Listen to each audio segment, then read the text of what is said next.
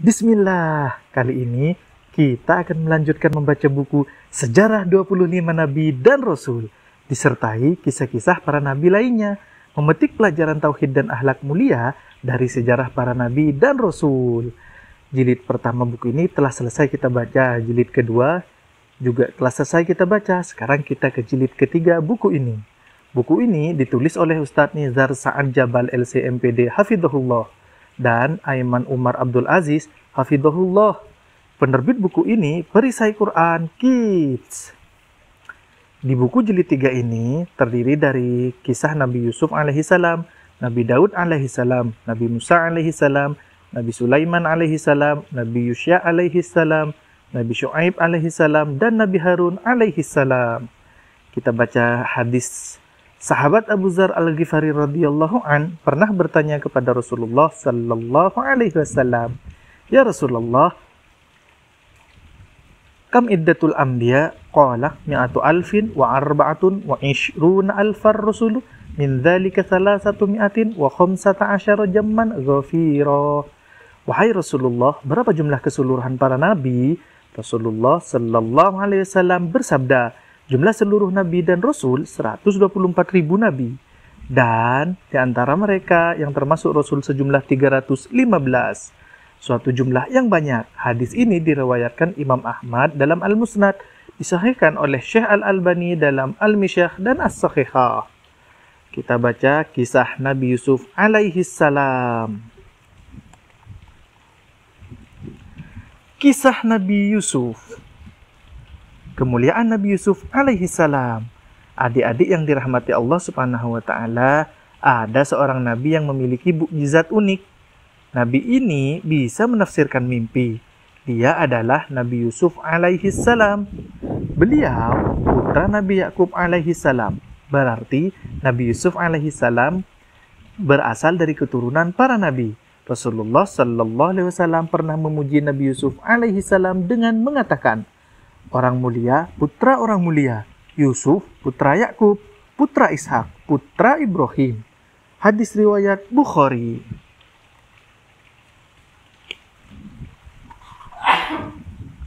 Sungguh mulia Nabi Yusuf alaihi salam. Kemuliaan Nabi Yusuf alaihi salam tidak hanya pada keturunannya saja, tetapi beliau juga diciptakan sebagai manusia paling tampan. Adik-adik yang dirahmati Allah Subhanahu wa taala, Nabi Yusuf alaihi salam memang sangat tampan. Bahkan para perempuan di zamannya menganggap Nabi Yusuf alaihi salam seorang malaikat. Dan mereka berkata, "Maha sempurna Allah, ini bukan manusia. Sesungguhnya ini tidak lain hanyalah malaikat yang mulia." Quran Surat Yusuf ayat 31. Mimpi Nabi Yusuf alaihi salam. Nabi Yakub alaihi salam memiliki 12 anak lelaki. Dan yang paling mulia di antara mereka adalah Nabi Yusuf alaihi salam. Nabi Yusuf alaihi salam lebih disayang ayahnya dibanding saudara-saudaranya. Ketika Nabi Yusuf alaihissalam masih kecil, beliau bermimpi melihat 11 bintang yang tunduk kepadanya. Nabi Yusuf alaihissalam menceritakan mimpi itu kepada ayahnya. Ingatlah, ketika Yusuf berkata kepada ayahnya, "Wahai ayahku, sesungguhnya aku bermimpi melihat 11 bintang, matahari dan bulan. Aku melihat semuanya sujud kepadaku." Quran Surat Yusuf ayat 4. Mendengar mimpi anaknya, Nabi Yakub alaihi salam berpesan kepadanya agar tidak menceritakan mimpi itu kepada saudara-saudaranya. Sebagai seorang nabi, tentu Nabi Yakub alaihi salam paham kalau mimpi tersebut adalah wahyu dari Allah Subhanahu wa taala untuk anaknya. Nabi Yakub alaihi salam khawatir kalau anak-anaknya semakin iri dengan kelebihan yang ada pada Nabi Yusuf alaihi salam. Niat jahat saudara-saudara Nabi Yusuf alaihi salam. Saudara-saudara Nabi Yusuf alaihi salam melihat perlakuan ayah mereka yang lebih menyayangi Nabi Yusuf alaihi salam, lalu timbullah perasaan iri hati mereka. Bahkan mereka dengki terhadap Nabi Yusuf alaihi salam. Allah Subhanahu wa taala menceritakan dalam surah Yusuf. Mereka berkata, sesungguhnya Yusuf dan saudara kandungnya Bunyamin lebih dicintai oleh ayah kita daripada kita sendiri. Padahal kita ini adalah suatu golongan yang kuat. Sesungguhnya ayah kita benar-benar dalam kekeliruan yang nyata. Quran Surat Yusuf ayat 4. Akhirnya, mereka membuat rencana jahat. Mereka ingin menyingkirkan Nabi Yusuf alaihissalam dengan cara membunuhnya. Sungguh dengki mereka terhadap Nabi Yusuf alaihissalam. Allah Subhanahu wa taala menceritakan ini dalam surah Yusuf. Bunuhlah Yusuf atau buanglah ia ke suatu daerah yang tidak dikenal, supaya perhatian ayahmu tertumpah kepada kalian saja. Sesudah itu, hendaklah kalian menjadi orang yang baik. Quran Surat Yusuf ayat 9. Salah seorang dari mereka mengusulkan untuk membuang Nabi Yusuf alaihissalam ke dalam sumur. Seorang di antara mereka berkata, "Janganlah kalian membunuh Yusuf, tetapi masukkanlah ia ke dalam sumur, supaya ia dipungut oleh beberapa orang musafir." Quran Surat Yusuf ayat 10. Usulan ini diterima oleh mereka. Lalu mereka sepakat untuk membuang Nabi Yusuf alaihissalam di sebuah sumur. Lalu bagaimana caranya? Mereka berpura-pura main dan meminta izin kepada ayah mereka agar Yusuf alaihissalam diizinkan ikut bermain bersama mereka. Nabi Yakub alaihissalam merasa khawatir terhadap Yusuf alaihissalam. Nabi Yakub alaihissalam berkata, "Sesungguhnya kepergian kalian bersama Yusuf sangat menyedihkanku, dan aku khawatir kalau ia dimakan serigala, sementara kalian lengah terhadapnya." Quran Surat Yusuf ayat 13. Mereka tidak menyerah. Mereka terus berusaha membujuk Nabi Yakub alaihissalam. Mereka membujuk ayahnya dengan mengatakan, "Wahai ayah kami, apa sebabnya engkau tidak mempercayai kami terhadap Yusuf? Padahal sesungguhnya kami adalah orang-orang yang menginginkan kebaikan baginya." Quran Surat Yusuf ayat 11. Akhirnya, Nabi Yakub alaihissalam pun mengizinkan anak-anaknya untuk pergi bermain bersama Yusuf alaihissalam. Keesokan harinya, berangkatlah mereka membawa Nabi Yusuf alaihissalam. Mereka mulai berlaku kasar. Mereka menceburkan Nabi Yusuf alaihissalam ke dasar sumur yang sering dilewati oleh para musafir. Setelah diceburkan ke dalam sumur tersebut, Allah Subhanahu wa taala mewahyukan kepada Nabi Yusuf alaihissalam suatu kabar gembira yang menjadikannya bersabar bahwa Nabi Yusuf alaihissalam akan memperoleh kedudukan yang mulia. Kelak mereka akan tunduk dan takut kepada Nabi Yusuf alaihissalam. Setelah berhasil melaksanakan kejahatannya, mereka kembali ke rumah. Agar tidak ketahuan, mereka menemui Nabi Yakub alaihissalam dengan berpura-pura menangis. Mereka seakan-akan kehilangan Nabi Yusuf alaihissalam, padahal mereka sendiri yang membuangnya. Mereka berdusta kepada ayahnya dengan mengatakan, "Wahai ayah kami, sesungguhnya kami pergi berlomba-lomba dan kami tinggalkan Yusuf di dekat barang-barang kami. Lalu ia dimakan serigala dan engkau tidak akan percaya kepada kami, sekalipun kami adalah orang-orang yang benar." Quran Surat Yusuf ayat 16-17. Adik-adik yang dirahmati Allah Subhanahu wa taala, bukan hanya itu saja kebohongan yang mereka buat. Mereka menemui ayahnya dengan membawa baju yang berlumuran darah. Darah itu berasal dari darah kambing. Lantas, apakah Nabi Yakub alaihissalam percaya? Nabi Yakub alaihissalam menemukan keanehan pada baju Nabi Yusuf alaihissalam yang mereka bawa. Ternyata mereka lupa merobek-robek baju tersebut. Bagaimana mungkin tubuh yang dimakan serigala sementara bajunya masih rapi? Nabi Yakub alaihissalam berkata kepada mereka, "Sebenarnya kalian sendirilah yang memandang baik perbuatan buruk itu. Maka hanya bersabar itulah yang terbaik bagiku. Dan hanya kepada Allah memohon pertolongannya terhadap apa yang kalian ceritakan." Quran Surat Yusuf ayat 18. Nabi Yusuf alaihissalam di istana Raja Mesir. Tak lama setelah saudara-saudara Nabi Yusuf alaihissalam pergi meninggalkan Nabi Yusuf alaihissalam di dalam sumur, beberapa musafir melewati sumur itu. Ketika mereka hendak mengambil air, mereka sangat kaget. Ternyata di dalamnya terdapat anak kecil yang tampan. Hal ini merupakan rezeki bagi mereka, karena mereka akan menjual Nabi Yusuf alaihissalam. Mereka membawa Nabi Yusuf alaihissalam ke Mesir dan menjualnya dengan harga yang murah kepada Raja Mesir pada saat itu. Sejak saat itu, Nabi Yusuf alaihissalam tinggal di kerajaan Mesir. Beliau bertugas membantu mengurusi segala keperluan istri raja yang bernama Zulaikha.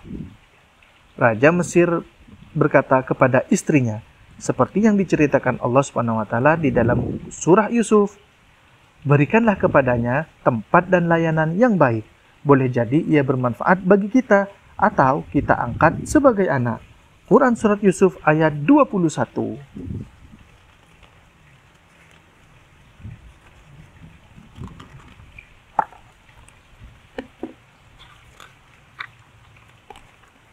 Ketampanan Nabi Yusuf alaihissalam. Adik-adik yang dirahmati Allah Subhanahu wa taala, diceritakan bahwa ketampanan yang ada di dunia ini separuhnya diberikan Allah Subhanahu wa taala kepada Nabi Yusuf alaihissalam dan sisanya untuk seluruh manusia yang ada. Subhanallah, betapa tampannya Nabi Yusuf alaihissalam. Nabi Yusuf alaihissalam adalah pemuda yang sangat tampan, sehingga istri raja tergila-gila dengannya. Zulaikha berusaha untuk mencari perhatian Nabi Yusuf alaihissalam. Dia melakukan berbagai cara untuk menggoda dan merayu Nabi Yusuf alaihissalam. Sungguh berat godaan yang diterima Nabi Yusuf alaihissalam. Ketika itu, beliau berusaha menolak godaan istri raja itu dengan mengatakan, "Aku berlindung kepada Allah." Quran Surat Yusuf ayat 23. Nabi Yusuf alaihissalam bertakwa kepada Allah Subhanahu wa taala dan bersabar dari godaan setan. Allah Subhanahu wa taala telah menjaga Nabi Yusuf alaihissalam dan menjauhkan dari godaan istri raja.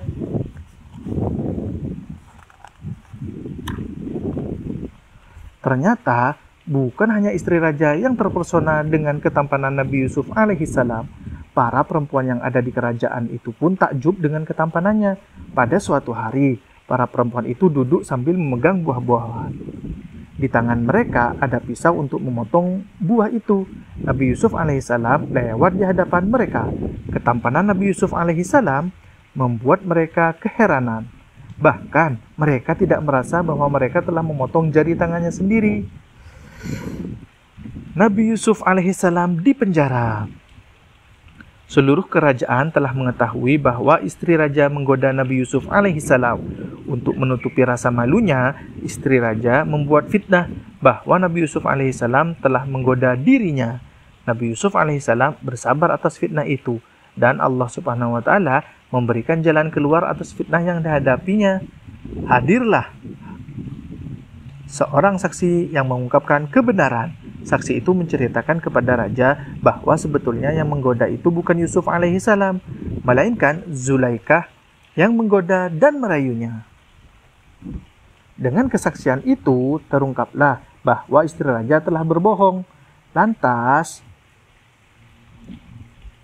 apakah itu berhenti dan tidak menggoda Nabi Yusuf lagi? Kezaliman istri raja tidak hanya sampai di situ. Istri raja membuat fitnah baru bahwa Nabi Yusuf alaihissalam tidak menaati perintahnya. Maka istri raja itu pun menjebloskan Nabi Yusuf alaihissalam ke dalam penjara. Nabi Yusuf alaihissalam tidak takut dan tidak bersedih sedikit pun.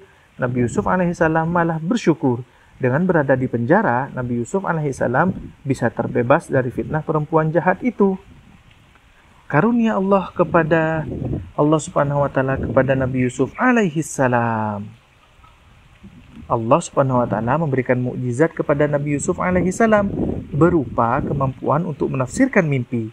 Kemampuan Nabi Yusuf alaihissalam ini tersiar di kerajaan Mesir. Pada suatu hari, sang raja bermimpi. Ia melihat 7 ekor sapi betina yang gemuk.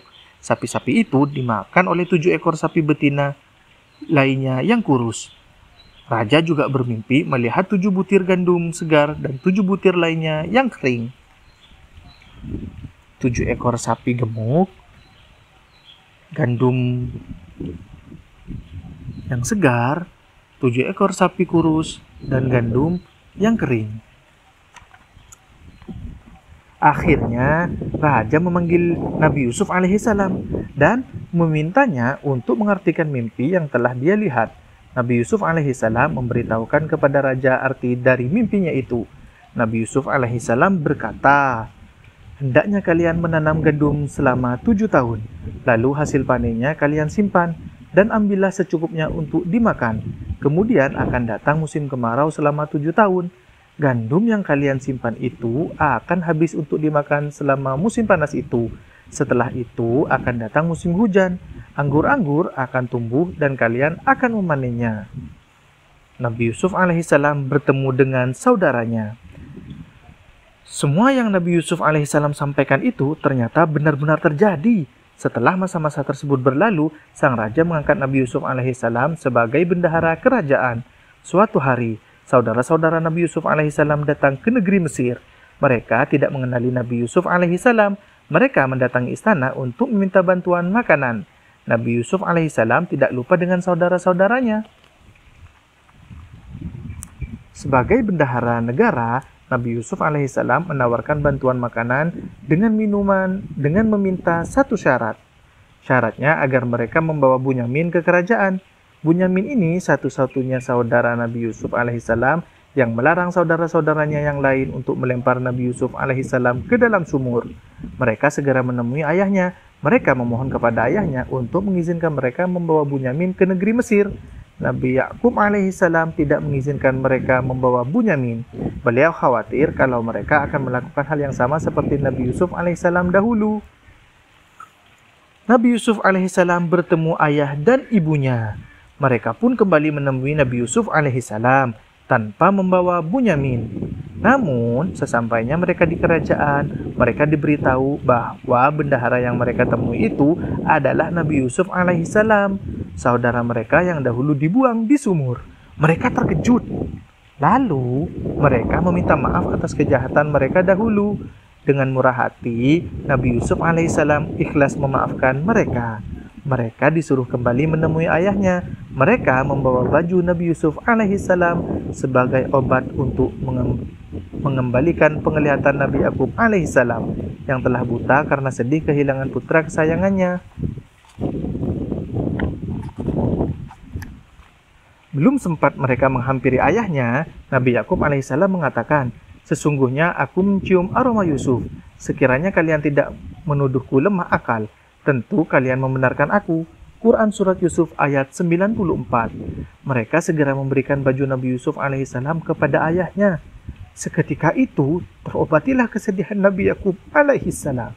Subhanallah, karena sangat bergembira, penglihatan Nabi Yakub alaihissalam kembali normal dengan izin Allah subhanahu wa ta'ala. Anak-anak beliau pun meminta maaf atas kesalahan mereka. Setelah itu, mereka membawa ibu dan ayah mereka ke istana untuk menemui Nabi Yusuf alaihissalam. Nabi Yusuf alaihissalam menyambut ibu dan ayah mereka. Nabi Yusuf alaihissalam merangkul mereka berdua. Lalu Nabi Yusuf alaihissalam mengatakan, "Sebetulnya, semua yang terjadi ini sudah Allah SWT beritahukan kepada kita melalui mimpi yang dahulu aku ceritakan kepadamu." Dan Yusuf berkata, "Wahai ayahku, ini adalah penjelasan mimpiku yang dahulu itu. Sesungguhnya Robku telah menjadikannya kenyataan, dan sesungguhnya Robku telah berbuat baik kepadaku ketika Dia membebaskan diriku dari penjara dan ketika membawamu dari dusun padang pasir." Quran Surat Yusuf ayat 100. Pelajaran penting. Adik-adik yang dirahmati Allah Subhanahu wa Ta'ala, banyak sekali pelajaran yang dapat kita ambil dari kisah Nabi Yusuf alaihissalam. Di antaranya adalah pelajaran tentang sifat iri dan dengki. Iri dan dengki itu salah satu akhlak tercela. Jika saudara atau teman kita mendapatkan kenikmatan dari Allah Subhanahu wa Ta'ala, kita harus ikut bangga dan bersyukur. Kita dilarang untuk iri dan dengki. Apakah adik-adik tahu apa itu iri? Iri adalah hasad. Itu adalah kita merasa tidak suka kalau saudara atau teman kita mendapatkan kenikmatan dari Allah Subhanahu wa Ta'ala. Bahkan kita berharap agar kenikmatan yang diperoleh itu hilang darinya. Lihatlah anak-anak Nabi Yakub alaihissalam. Mereka mempunyai sifat iri dan hasad terhadap Nabi Yusuf alaihissalam. Mereka ingin kebaikan yang ada pada Nabi Yusuf alaihissalam itu hilang. Sebagai anak soleh dan solehah, kita tidak boleh memiliki sifat buruk ini. Kita harus menghindarinya. Alhamdulillah, kita telah selesai membaca kisah Nabi Yusuf alaihissalam. Terima kasih telah meluangkan waktu untuk menonton video ini. Dan terima kasih pula telah berlangganan channel ini dengan subscribe channel ini. Semoga apa yang kita baca barusan, kita bisa memetik pelajaran tauhid dan akhlak mulia dari sejarah Nabi Yusuf yang telah kita baca. Subhanakallahumma wa bihamdika asyhadu an la ilaha illa anta astaghfiruka wa atubu ilaik.